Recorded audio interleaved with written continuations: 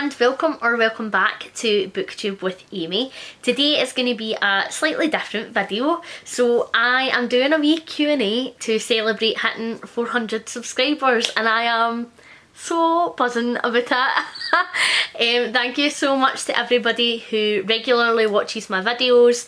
Thank you very much to everybody who has come to join and watch me warble and rant and swear about books that I liked and didn't like. Just thank you so much to everybody. I've had so much support for the community, really pushing me to get to this goal, whether it was relentless shout outs in your videos or retweeting anything that I put out there, retweeting my videos and encouraging your subscribers to also come and subscribe to me. So thank you very much. My goal was to hit 300 by my birthday and we smashed that quite early on.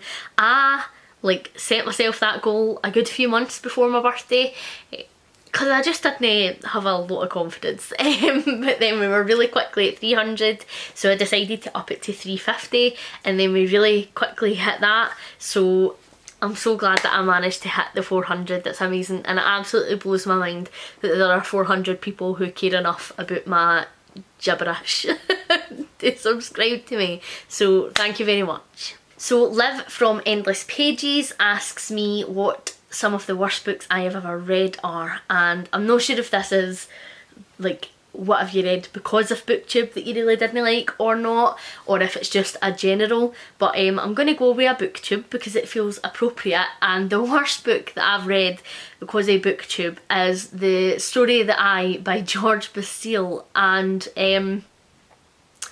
that was a book and a half that really disturbed me, and I quite like an effed up book. I've spoke about it a lot, and I think that, you know, as long as the gross fucked up thing that is happening makes sense either from a character perspective or a plot perspective, I am fine with it. And I'm actually alright with something that is gross enough that it pushes me out my comfort zone a wee bit, makes me reflect and maybe question some of my thinking or my opinions. I'm fine with that and I actually really enjoy that. But that book was just a book of grossness and nothing made sense.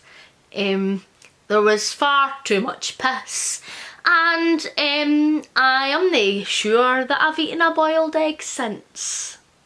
It was just gross and I took nothing away from it other than the fact it was gross. It wasn't like, you know, there was an undertone or like there was a grossness but there was meaning to it or something like that.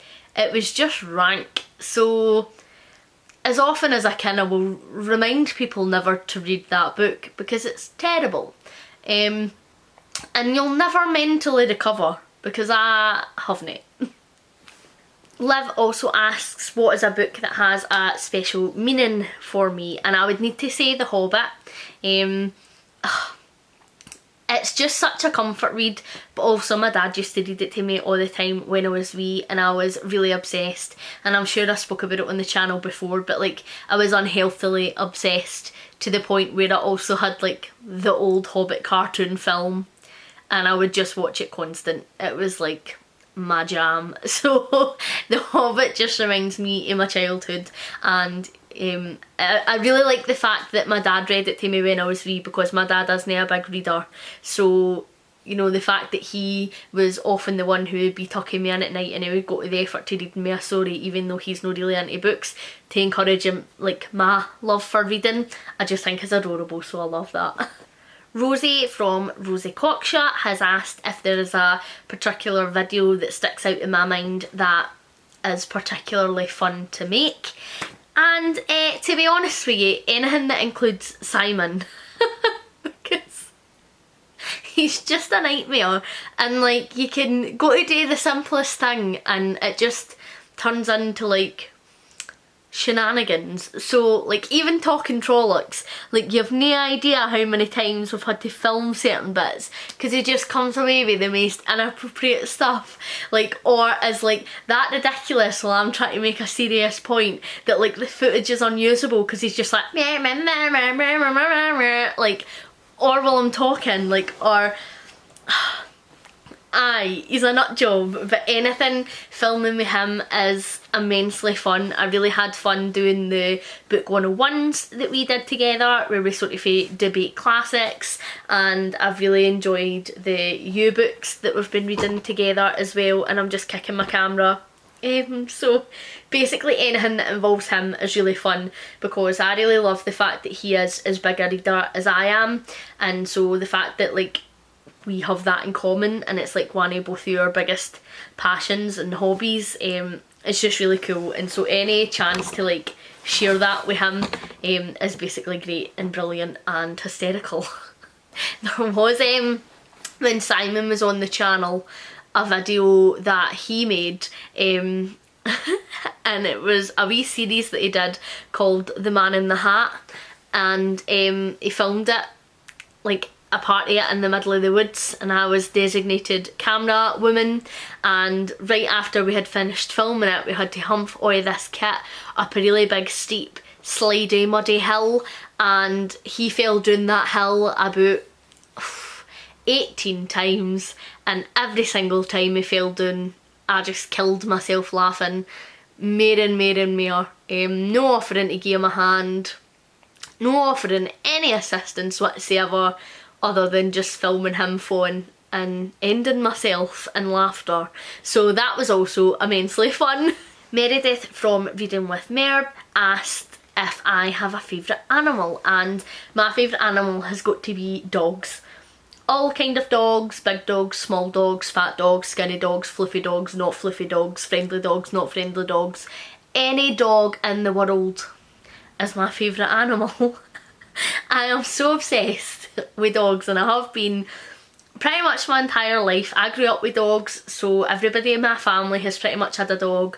We've always had a family dog. My granny's had a dog, my aunties have had dogs, and I just really love them. And I don't feel like a house is a home without a dog. And obviously I love Bailey, who's my beautiful wee fur baby. He is just my favourite animal on the planet. I feel like he is just my therapy animal, because like see if I've had a really crappy day at work, or I'm just like no having a great mental health day, he just comes up to me, and see him just even putting his wee head on me and looking at me, I'm like, oh I love you, and he jumps up, and like we probably baby him too much to be honest with you, but he like sits in our arms like a wee baby, and sometimes he'll jump up on you and like put his wee paws up like he wants to be lifted, and you'll lift him up and he'll put his wee paws round your neck and hold on to you, and he just likes getting carried and having a wee dance and stuff with you, and he's just adorable, so I just love him a bit. She also asks, what video am I most proud of? I think all of the True Blood live shows. I call myself out on the channel all the time for this, but I don't feel like I'm ever the most intelligent. So like if you come to my channel, you're never going to find the most eloquent review on a book. And you know, I do try to be quite reflective about what I'm reading, so that I can give you some sort of opinion on it, because that's why you're here. But I feel like I didn't really go into detail as much on books and my wrap-ups as maybe what I do with my live shows, and I've actually really enjoyed it, and we have quite a mix of people who are reading the Suki books, of people who are reading it for the first time, who are doing rereads. We have quite a mix of where people are reading us from. We obviously have people for the UK. We've got Scott Nell for Gunpowder Fiction and Plot. Scott's taking part, and they're in Australia, and we've got some American friends taking part as well, Sam from Paper Not Books and Laura from Book Bubbler, and I feel like we all read quite a range of books between us, and so it's interesting to see how our take is on it depending on the genre that we most predominantly read. And so I feel like we actually end up having some really insightful discussions on these books that are basically just paranormal romance trash, but we adore them. And I feel like we do end up having like really great chats, not only about the content of the book, but the characters and the tone of the book and the social commentary, and we often find ourselves linking it to other genres as well, and you know, seeing where Charlaine Harris has taken her nods from. And I feel like that's really boosted my confidence in a lot of ways, because the thought of going live and just gibbering away, unedited, terrifies me. And the amount of times I just stare off into space mid-sentence trying to think of what it is that I am actually trying to say, and not just opening my mouth and letting my belly rumble. You know, I edit a lot of that out. And so to go live and not be able to do that and have to focus on what it is that I'm trying to say, as well as, you know, trying to be engaging somewhat and attentive to the people who are commenting, I feel like I'm most proud of that, just because it's quite far out of my comfort zone. And I feel like we're doing a pretty good job, Ange and I. We are having so much fun doing it, and I think the guys that are reading it with us are having fun, and we always have a good amount of people who turn up to the lives to watch and take part and comment, and so it's just been great, so I think I'm most proud of those. Hannah from Lady M asked what book I discovered because of BookTube that I loved and one that I hated. So the one that I hated is obviously still going to be Story of the Eye. Traumatic. And one that I loved, actually I'm finding it difficult to pick one. I've been having a wee think and a wee scour on my shelves, and I actually feel like I've read so many amazing books because of BookTube, but I think that the one genre of books that I have read more of because of BookTube is definitely literary fiction. I've read so many amazing literary fiction books the past couple of years because of BookTube, ones that perhaps I wouldn't have heard about or I wouldn't have picked up for myself if I hadn't heard somebody else that I know and really enjoy and trust reviewing it. And a big thing that I have found about my own reading is that I really love Scottish books. Like, who the fuck knew? Because I certainly didn't.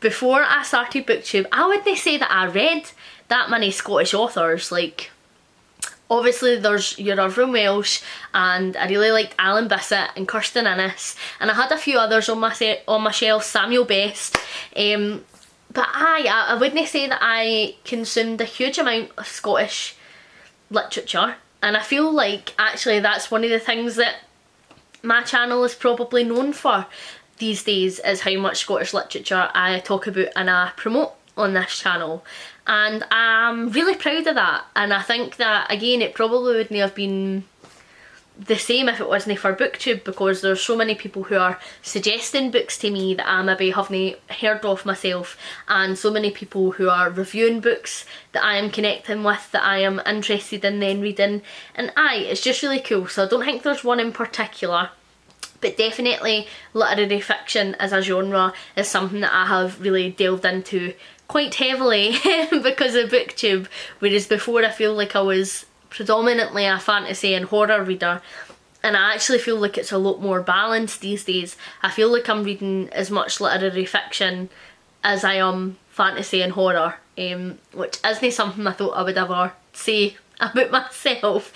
And reflecting on my recent book haul as well, so many of the books that I purchased were literary fiction as opposed to a YA fantasy sort of a book that I would normally go for. So I think it goes to show that my reading tastes have shifted a wee bit, and I'm feeling less intimidated by literary fiction, which is really exciting for me, and really cool, because I've always been somebody who before felt like, well, there's no point in reading literary fiction because if I read it and review it on my channel, like, I'm not really going to have anything new to say, and there are so many other amazing channels out there who read predominantly literary fiction. So if you're looking for a specific book review, then you're going to go to these other channels, and you're not going to come to mine because, like, I read fantasy, so I'm not going to have as much to say.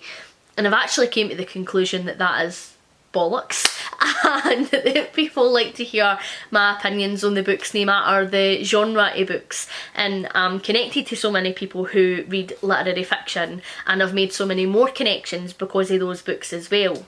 And so that's really cool and really exciting to see, and I have actively been trying this year to be leaning into that a bit and picking up a literary fiction book if I felt like that's what I wanted to read.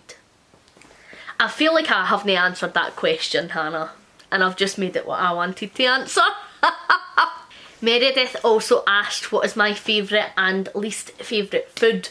I am quite, well, I was going to say a foodie, but I feel like if you say you're a foodie it implies like you like fancy shit, and I dunno, like I just like grub, so I'm an eater. That's maybe how I'd describe myself, more so than a foodie. I think my favourite food has got to be cake of any description. I am a huge cake fiend. I adore it. I would eat cake breakfast, lunch and dinner and snacks if I could. Any types of cake, I am a fan. There's this place and it's not too far away from where me and Simon stay, and they do like the best cakes, and they make cakes and the slices of cakes are actually like the size of my head. Oh, they're amazing, and they've just got this big case, and like see, just going to look at that big case of cakes, that's like my personal heaven. Like that is as close as I will ever get to a religious experience in my life. The day chocolate eclairs that like no joke are this size, they're like the size of a baby's arm, I swear down, they are amazing. So cake of any description will always be my favourite food. Always. Least favourite is more difficult because I'm not a hugely fussy eater, to be honest. I will pretty much give anything a go. I, however, am a complete wuss with spice, so anything that is described as even remotely spicy, I'll probably steer away from, because like I just look at a curry sometimes and I start getting the sweats. Like it's actually too far. It's ridiculous. Like my spice tolerance is like anywhere for between spicy knickknacks to spicy flaming hot monster munch, and that is it. Like that's all I can tolerate. Even chili heatwave Doritos are too spicy for me sometimes, so I will tend to steer away from anything that is overly spicy. I'm terrible if like we go out for a Chinese or an Indian or something, because I'm so used to my local takeaways and I know what their curries are like, so I can get a curry. But if we go anywhere else, I'm like, I can't get a curry, don't know what it's going to be like, it might be too spicy, and like I start getting properly sweaty, my eyes start streaming, my face goes beetroot, it's too far, I look like I'm a wee tomato sitting eating a curry, so we can't be having that. So anything too spicy is just a no-go for me, because I'm a total wuss. What music have I been enjoying at the minute was also a question from Meredith. So for my birthday this year, we are going to see My Chemical Romance. It is their 10-year anniversary tour. 2 years too late. So we got those tickets and it was supposed to happen, and then COVID and all the lockdowns hit and it's been postponed for 2 years. But it's fine because now it's like my birthday weekend, which is brilliant. And My Chemical Romance were just like the music of my dramatic emo teenage youth, and it's brilliant. So I've been listening to a lot of them. And then also, one of my other favourite bands is a band called Placebo, who are just iconic. Absolutely love them. I probably know every single song word for word off by heart. And like there's this weird thing where I've listened to their albums like in track order so many times that like subconsciously, and see if I try to think about it I can't do it, but see subconsciously, like if they're just on in the background, like I'll start singing or humming the next song before the next song starts on the CD. Like that's how often I have listened to their music. And so I've been listening to a lot of them as well, because they are supporting My Chemical Romance, which just blows my mind that I get to see two of my favourite bands on the same night, so that's great. I've also been listening to As It Was, Harry Styles' new song, quite repeatedly, and also Maneskin, because it's coming up to Eurovision time again. When I'm filming this, I think it is next weekend, and I'm just buzzing to see them perform again. It's going to be great. So aye, that's all the music that I have been listening to at the moment. Thank you so much for watching, and thank you so much to everybody who comments, who watches my videos, who subscribes and who supports me on my wee channel. It's an absolute blast to just hang out with yous and have some besties to talk to about books and stuff, and it's really cool. So thank you so much. I appreciate yous all. I'm like actually so buzzing. Can't stop smiling. So thank you for watching. Hopefully you're enjoying everything that you're reading at the moment, and I will catch you in the next one. Bye!